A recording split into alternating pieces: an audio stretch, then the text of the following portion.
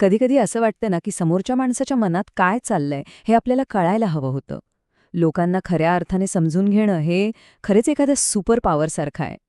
तर आज आपण याच सुपर पॉवरबद्दल बोलणार आहोत. आणि यासाठी आपण आधार घेतला आहे पॅट्रिक किंग यांच्या read people like a book या पुस्तकाचा. हे पुस्तक आपल्याला लोकांच्या भावना, त्यांचे विचार आणि त्यांचे हेतू समजून घ्यायला मदत करतं.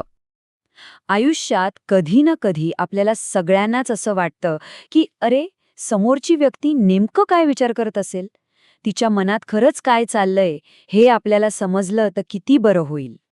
आणि गंमत म्हणजे हे पुस्तक आपल्याला हेच सांगतं की लोकांना ओळखणं ही काही जन्मतः मिळालेली देणगी किंवा रहस्यमयी शक्ती नाहीये. नाही, हे एक कौशल्य आहे, एक स्किल जे कोणीही शिकू शकतं आणि त्यात मास्टरी मिळवू शकतं. बरं, मग प्रश्न असा येतो की जर हे एक स्किल आहे, तर मग आपण लोकांना ओळखताना इतक्या चुका का करतो? पुस्तकानुसार याचं मूळ आपल्या काही अगदी सामान्य वाटणाऱ्या चुकांमध्ये दडलेलं आहे. हे पुस्तक 4 मुख्य चुका सांगतं. पहिली चूक म्हणजे आपण संदर्भच विसरून जातो. म्हणजे एखादी व्यक्ती का आणि कोणत्या परिस्थितीत वागली हे लक्षातच घेत नाही. दुसरी चूक म्हणजे आपण पॅटर्न ओळखत नाही. आपण फक्त एकाच घटनेकडे पाहतो. तिसरी आणि खूप महत्त्वाची गोष्ट म्हणजे बेसलाईन विसरणं. बेसलाईन म्हणजे काय? तर एखादी व्यक्ती नॉर्मली कशी वागते. समजा एक शांत स्वभावाची व्यक्ती अचानक चिडली, तर त्यामागे नक्कीच काहीतरी मोठं कारण असणार. आणि चौथी चूक म्हणजे आपण आपल्याच पूर्वग्रहांबद्दल जागरूक नसतो. थोडक्यात काय, तर कोणत्याही एका गोष्टीवरून लगेच निष्कर्ष काढणं म्हणजे हमखास चुकण्याचा मार्ग आहे. याचं एक उत्तम उदाहरण म्हणजे नोकरीची मुलाखत. विचार करा, एखादा उमेदवार त्याच्या आधीच्या कंपनीबद्दल वाईट बोलला. आपल्या डोक्यात लगेच धोक्याची घंटा वाजते. पण हे पुस्तक आपल्याला थांबायला सांगतं. ते म्हणतं, फक्त त्या एका वाक्यावर अडकू नका. त्याऐवजी त्याच्या पूर्ण मुलाखतीत असाच नकारात्मक पॅटर्न दिसतोय का ते तपासा. ही खरी पारख आहे. ओके, तर आपल्या चुका तर कळाल्या. पण आता जरा खोलवर जाऊया. लोकांच्या प्रत्येक वागणुकीमागे नेमकं काय दडलेलं असतं? ते जे काही करतात ते का करतात? याचं उत्तर आहे त्यांच्या मूळ प्रेरणांमध्ये. इथे सिग्मंड फ्रॉइडचं एक साधं पण जबरदस्त तत्त्व कामाला येतं. ते आहे प्लेझर प्रिन्सिपल, म्हणजेच आनंदाचं तत्त्व. यानुसार माणसाचं प्रत्येक वर्तन फक्त 2 गोष्टींमधून जन्माला येतं. एकतर आनंद मिळवण्यासाठी किंवा वेदना टाळण्यासाठी. आणि गंमत म्हणजे आपण आनंद मिळवण्यापेक्षाही जास्त प्रयत्न वेदना टाळण्यासाठी करतो. या प्रेरणांना अधिक चांगल्या प्रकारे समजून घेण्यासाठी मॅस्लोचा गरजांचा पिरॅमिड खूपच उपयोगी आहे.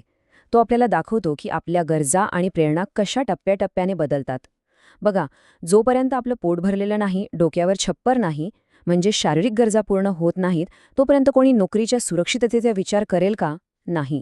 पण एकदा त्या गरजा पूर्ण झाल्या की मग आपण मैत्री, प्रेम, नातेसंबंध याकडे वळतो.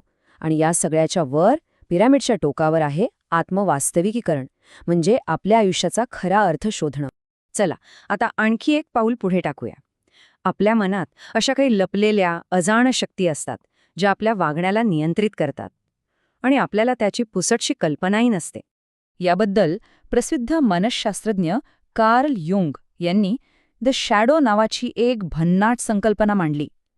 शॅडो म्हणजे काय? तर आपल्या व्यक्तिमत्वाची ती काळी बाजू, ज्यात आपण आपल्या सगळ्या नावडत्या, नाकारलेल्या गोष्टी लपून ठेवतो. जसं की आपली भीती, आपला मत्सर, राग, खोटा अहंकार, हे सगळं.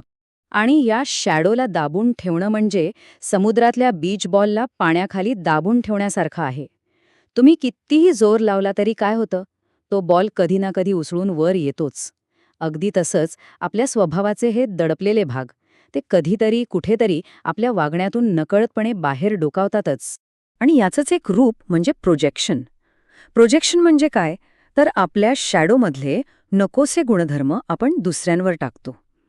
सोप्या भाषेत सांगायचं तर जी गोष्ट आपल्याला स्वतःमध्ये आवडत नाही, तीच आपल्याला दुसऱ्यांमध्ये जास्त खटकते आणि आपण त्यावर टीका करतो. उदाहरणार्थ, एखादा आतून खूप असुरक्षित असलेला माणूस इतरांच्या आत्मविश्वासाची टिंगल करू शकतो. बरं, जेव्हा एखादं सत्य आपल्याला खूप टोचतं किंवा स्वीकारायला जड जातं, तेव्हा आपलं मन स्वतःचा बचाव करण्यासाठी काही युक्त्या वापरतं. यांनाच म्हणतात इगो डिफेन्स मेकॅनिझम्स किंवा आपल्या अहंकाराची संरक्षण यंत्रणा.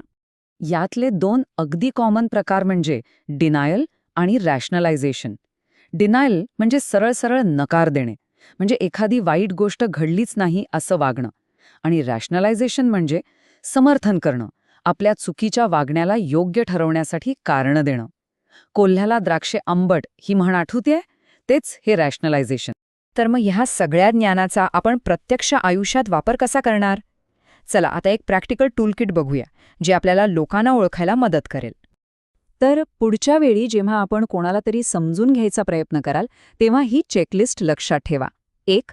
संदर्भ, पॅटर्न आणि त्या व्यक्तीचा मूळ स्वभाव म्हणजे बेसलाईन काय आहे. 2. ती व्यक्ती आनंद मिळवतीये की वेदना टाळतीये. 3. तिच्या वागण्यामधून मॅस्लोच्या पिरामिडमधली कोणती गरज पूर्ण होतीये.